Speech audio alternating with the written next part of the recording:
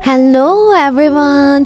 तो बारिश में घंटों भीगने के बाद जब जन जोन बेहोश होकर नीचे गिरता है तो केजी पलट कर आती है और उसे संभाल लेती है। ये सीन बिल्कुल वैसे ही था जैसे पुराने जमाने में जब भी उसे कोई दुख पहुंचता था तो उसका एल्डर ब्रदर उसे संभालने के लिए पहुंच जाता था।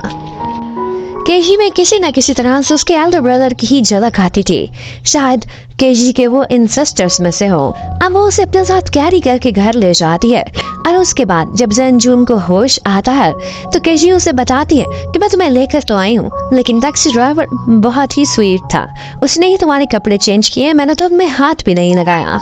और इसके साथ ही वो उसके लिए मेडिसिन बनाने लगती है। अब यहाँ पर जैन जून की नजर उसकी डीप नेक पर पड़ती है तो उसे एकदम से कुछ ख्याल आने लगते हैं। वो सोचता है कि इस लड़की का मैंने बहुत ही एडवांटेज उठा लिया है। वो आज से पहले कभी भी किसी लड़की से इतना क्लोज नहीं हुआ था जितना कि वो केजी से हुआ था। और अब बार बार उसे यही ख्याल आने लगते हैं कि जिस तरह से उन्होंने एक रात एक ही बेड शेयर किया था। इसके अलावा उसका जितना केजी से क्लोज होना, इवन के दोनों की किस भी, ये उसकी लाइफ में पहली दफा हुआ था। वो फैसला करता है कि अगर मैंने एक लड़की का एडवांटेज उठाया है तो मैं इसकी पूरी रिस्पॉन्सिबिलिटी भी लूंगा और इसको कंपनसेशन भी दूंगा। अब नेक्स्ट मॉर्निंग जैसे ही केजी अपने कमरे का दरवाजा खोलती है तो देखती है आगे जेनजू नील डाउन करके बैठा हुआ है और उससे कहता है कि देखो, जो कुछ भी हमारे बीच हुआ है मैं ऐसा वैसा लड़का नहीं हूँ, मैं पूरी जिम्मेदारी लूंगा और इसलिए मैं कह रहा हूँ कि मैं तुमसे शादी करने के लिए भी तैयार हूँ। अब ये मैरिज प्रपोजल सुनते ही केजी की तो हैरानगी से आंखें खुली की खुली रह जाती है। अब वो जेनजून को समझाने लगती है कि मैं जिसके लिए फीलिंग्स नहीं रखती मैं उससे शादी कैसे कर सकती हूँ, और वैसे भी जो कुछ हमारे बीच हुआ वो सिर्फ एक एक्सीडेंट था, इसलिए ये सब भूल जाओ। उधर हमें दिखाते हैं कि अब जेनजून वाला कैप्सूल बिल्कुल खाली पड़ा हुआ था, जिसकी वजह से चेयरमैन बहुत परेशान होता है और वो प्रेसिडेंट से यही कहलवा देता है कि सबको बता दो कि वो एंटीक स्वॉर्ड वापस मिल गई है, लेकिन खामोशी से हम सारों की हरकतों पर नजर रखेंगे। अब नेक्स्ट डे नाश्ते की टेबल पर जेनजून दोबारा से केजी से पूछता है कि तुमने शादी वाले सवाल पर मुझे जवाब नहीं दिया था। अब केजी को समझ नहीं आ रही थी कि इस भोले भाले से लड़के को मैं कैसे समझाऊं। वो उससे कहती कि देखो, किस होना या हक करना हमारे जमाने में एक छोटी सी बात है, लेकिन जेनजून के लिए ये बहुत बड़ी बात थी। वो जिस टाइम से आया था उसने भी फैसला किया हुआ था, सोच लेता है कि शादी तो मैं इसी से ही करके रहूंगा। अब यहाँ पर जेनजून उससे कहता है कि बेशक ये घर मेरे रहने के काबिल नहीं है, लेकिन फिर भी मैं गुजारा कर लूंगा, लेकिन सिर्फ इस शर्त पर कि मुझे 2 सर्वेंट्स रख के दे दो, अगर 2 नहीं तो 1 तो जरूर रख के दो। अब यहाँ पर 50 भी आ चुकी थी और वो फौरन से कहने लगती है कि मैं हर हाल में तुम्हारी मेड बनने के लिए तैयार हूँ, लेकिन ऐसी मेड जेनजून को किसी सूरत नहीं चाहिए थी जो कि बहुत फ्लर्ट करती थी। अब वो एक बहाने से मिस डार्लिंग को मना कर देता है। जेनजून को यहाँ पर लगता था कि जिस कमरे में उसकी आंख खुली है, जहाँ पर वो कैप्सूल था और एंटीक तलवार भी, जरूर उसका लेना देना उसके एल्डर ब्रदर से है। उसे शक था कि शायद एल्डर ब्रदर भी जमाने में आ चुका है और वो वही चेयरमैन होगा जिसके कमरे में मैं उठा था। वो तो खुद वहाँ पर जाकर ये सारा कुछ देखना चाहता था, लेकिन केजी बताती है कि चेयरमैन को आज तक किसी ने नहीं देखा और ना ही इंटरनेट पर उसके बारे में कोई भी इंफॉर्मेशन है।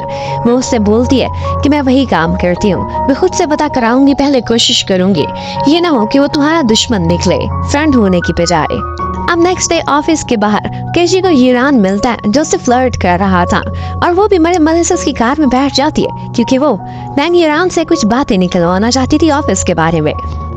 अब वो उसे बातों के बहाने एक दफा चेयरमैन के बारे में पूछती है कि क्या उसकी शक्ल मुझसे तो नहीं मिलती, क्योंकि उसे पता था कि जेनजून के एल्डर ब्रदर की शक्ल मुझसे मिलती है। लेकिन मैंग यूरान में बहुत टेढ़ा इंसान था, उसने कहा कोई सीधा जवाब देना था, वो बस शरारत नहीं करता रह जाता है। अब उसके बाद उनके ऑफिस में एक मीटिंग होती है जिसमें उनको एक टास्क मिलता है कि एक सेलिब्रिटी है जो कि आजकल अंडरग्राउंड गई हुई है, उसके घर पर बहुत अरसे बाद एक पार्टी हो रही है, इसलिए उनकी एक रिपोर्टर डिस्कस करके वहां जाएगी और वो रिपोर्टर चुनी जाती है केजी, जिसको मैंग यूरान की गर्लफ्रेंड बनकर वहां जाना होगा। केजी को इसलिए चूज किया था क्योंकि वो थोड़े अर्से पहले ही यूएसए से आई थी और यहाँ पे बहुत कम लोग उसे पहचानते हैं। केजी बेचारे के पास पार्टी के लिए कोई फॉर्मल ड्रेस नहीं था, तो यूरान उसे अपने साथ शॉपिंग पर लेकर जाता है और एक ड्रेस उसके लिए डिसाइड कर लेता है। लेकिन इतने में उसे एक इमरजेंसी घर से कॉल आई थी और उसे भागते हुए वहां पहुंचना पड़ता है क्योंकि पता चलता है कि जेनजून ने नहाने की कोशिश की थी और इसी चक्कर में उनके सारे घर में पानी जमा हो जाता है। अब जब केजी उसे डांट रही होती है तो यहाँ पर जिरान काफी इंजॉय करता है, लेकिन इतने में जैन जून की तलवार एक दफा गिरती है और उस पर जिरान की नजर पड़ने ही वाली थी, लेकिन केजी सारा कुछ संभाल लेती है। अब इसके बाद वो जैन जून के कमरे में जाकर उसे बताती है कि आज मुझे काम के लिए बाहर जाना है, मैं रात को लेट हो जाऊंगी। लेकिन जैन जून बहुत पॉजेसिव टाइप का इंसान था, उसने इस लड़की से शादी का फैसला किया था। वो कहता है कि लड़कियों का लेट नाइट तक बाहर रहना अलाउड नहीं है, इसलिए तुम 8 बजे से पहले पहले वापस आ जाना। अब केजी तो चली गई थी, उसे भी बहुत क्यूरियोसिटी थी, तो वो भी उसी चेयरमैन वाले रूम में दोबारा चला जाता है। उसके पास सुपर पावर्स थी, जिसकी वजह से सिक्योरिटी की नजर भी उस पर नहीं पड़ती। वो वहाँ पर सारी चीजें चेक कर रहा होता है, लेकिन इससे पहले कि उसे कोई भी क्लू मिलता, वहाँ पर प्रेसिडेंट मैंग आ जाती है और वो उनसे छुपने के चक्कर में वहाँ से बाहर निकल जाता है। जबकि उसी टाइम पर हमें दिखाते हैं कि पार्टी में पहुंची हुई होती है केजी जिरान के साथ उसकी फियांसी बनकर। जबकि जैन जून खाना खाने के लिए रेस्टोरेंट पर जब पहुंचता है तो बिल के टाइम पर वो बहुत सारी चीजें अपने पॉकेट से निकाल कर रखता है और उसी में ही एक कॉन्डम का पैकेट भी था। अब शॉप वाले अंकल काफी हैरान थे उसकी ये हरकत देखकर। वो उसे समझाते हैं कि ये क्या चीज है और किस लिए यूज होती है, तुम उसे क्यों ऐसे लेकर फिर रहे हो। और यहीं पर जैन जून को याद आता है कि ये चीज एक्चुअली जिरान की पॉकेट से सोफे पर गिरी थी और जैन को लगा था कि ये पैसे हैं, तो उसने उठाकर अपने पॉकेट में रख लिया। अब उसे समझ आती है कि जिरान तो बहुत ठरकी टाइप का प्ले बॉय इंसान है और मेरे होने वाली पत्नी उसके साथ कैसे सेफ हो सकती है, तो वो उसे बचाने के लिए फौरन से वहां से निकल पड़ता है। अब वो अपने सुपर स्पीड में उसी पार्टी वाले वेन्यू की तरफ भाग रहा होता है, जबकि हमें दिखाते हैं उधर केजी के साथ एक मिसहैप हो जाता है, वो पानी में गिर के भीग गई थी। इतने में वो सुपर स्टार चिंग उसे अपने साथ अपने ही कमरे में ले जाती है और उसके लिए एक ड्रेस डिसाइड कर लेती है। इतने में जैन भी बाहर पहुंच चुका था और वो जिस तरह से बिल्डिंग पर चढ़ता है सिक्योरिटी को कुछ पता नहीं चलता और उसकी लैंडिंग सीधे उसी कमरे में होती है जहाँ पर उस टाइम पे केजी का ड्रेस हैंग कर रहा था। ये देखकर तो वो और भी परेशान हो जाता है कि यकीनन केजी सुरक्षित नहीं है, वरना उसका ड्रेस यहाँ क्या कर रहा होता। अब वो ऐसे ही वहाँ पर घूम रहा होता है कि अचानक से केजी उसे मिल जाती है। उसने बहुत रिवीलिंग ड्रेस पहना हुआ था। जैन जून उसकी सुरक्षा करने के लिए वहाँ रेडी खड़ा होता है और फिर वो उसे कॉन्डम दिखा के कहता है कि मैं इसीलिए तो तुम्हें बचाने के लिए आया हूँ जिरान से। अब वो भोला भाला सा बहुत स्वीट लग रहा था और यहाँ पर केजी को उसकी ये इनोसेंस कहीं ना कहीं बहुत अच्छी लग जाती है। बेशक वो जाहिर नहीं करती और मुंह से नहीं कहती, लेकिन वो बहुत स्वीट था। उधर हमें अंदर दिखाते हैं कि सेलिब्रिटी चिंग अचानक से मिसिंग हो गई है और उसी टाइम पर पुलिस भी पहुंच जाती है, जो कि केजी को अपने साथ ले जाती है क्योंकि केजी ही उसके बेडरूम तक गई थी। अब वो इन्वेस्टिगेशन के बीच बताती है कि एक सीन मैंने देखा था, चिंग किसी लड़के से लड़ रही थी और वो शायद उसका एक्स बॉयफ्रेंड था। इसके बाद क्या हुआ वो कहती है मुझे कुछ पता नहीं है। उसने पुलिस को तो नहीं बताया था कि उसने एक्स बॉयफ्रेंड की शक्ल देखी है, लेकिन एक्चुअली उसने देखी थी। सिर्फ देखा ही नहीं था बल्कि उसके इयररिंग्स में ये सारा कुछ रिकॉर्ड भी हो रहा था। वो लड़का और कोई नहीं बल्कि जिरान था, जिसको चिंग बार बार शादी के लिए मनाने की कोशिश कर रही थी।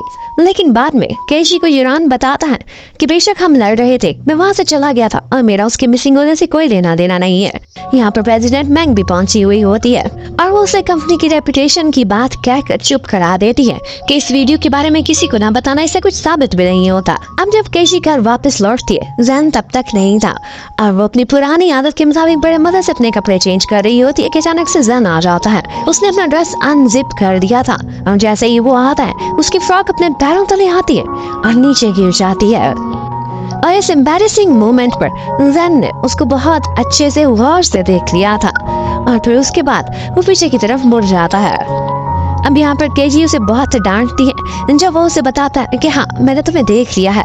वो उससे कहती है कि ऐसे मौके पर लड़की को कहते हैं कि मैंने कुछ भी नहीं देखा। जैन बहुत इनोसेंट था, उसे अभी तक झूठ बोलना नहीं आता था। इतने में केजी बात बदलती है और कहती है तुमने सारा घर गीला किया है तो ये सारी बुक्स जो मेरी हैं अब ये तुम ही ड्राई करोगे। यहाँ पर जैन को बुक्स में बहुत इंटरेस्ट होता है।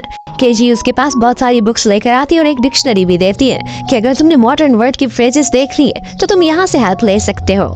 अब उसके बाद केजी तो सो जाती है, जबकि जैन को वो बुक्स पढ़ते पढ़ते पूरी रात गुजर जाती है।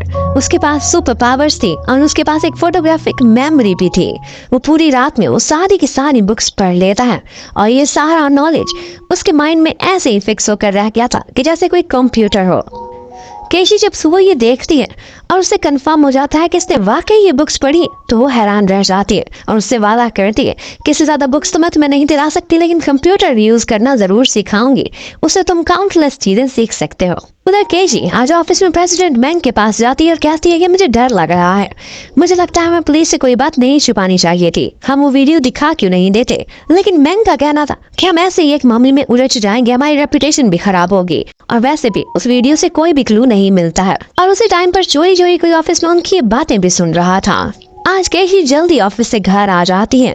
जन देखता है कि उसका मूड थोड़ा खराब लग रहा है कल वाले इवेंट की वजह से, तो वो उसे कहने लगता है कि लड़कियों को खुश करने का एक ही तरीका है और वो होती है शॉपिंग, क्यों ना हम दोनों शॉपिंग के लिए चले। अब ये देखकर केजी हैरान रह गई थी कि थोड़े ही दिनों में ये लड़का बहुत कुछ सीख चुका है, ये बहुत आगे तक जाएगा।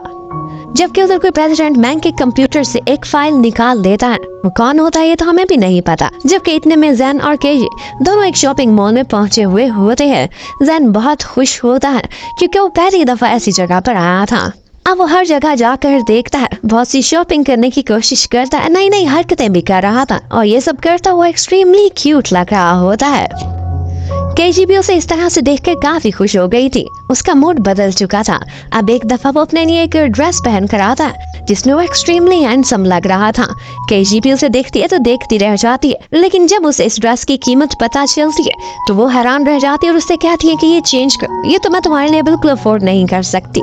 लेकिन यहाँ पर हमारा हीरो भी बिल्कुल बच्चों की तरह जिद कर देता है और कहता है कि ये ड्रेस तो मैं लेकर ही जाऊंगा।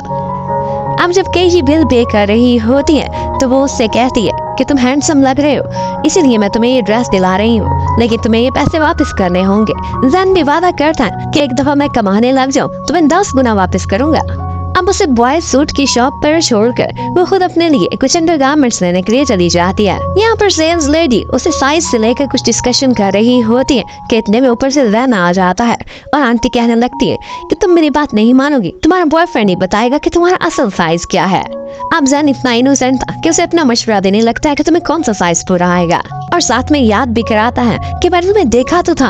और ये सुनते ही केशी को बड़ा गुस्सा आता है। जैन को भी एकदम याद आता है और वो कहने लगता है नहीं नहीं, मैंने तो कुछ भी नहीं देखा। अब जब केशी बाहर जा रही होती है तो उसकी टक्कर एक लड़की से होती है। वहाँ पर वो एक वीडियो देखती है तो ये वही वीडियो थी जो कि उसके सीक्रेट कैमरे से बनाई गई थी। ये वीडियो वायरल कैसे हुई ये तो हमें आगे आकर पता चलेगा। Thank you for watching, stay connected, bye bye.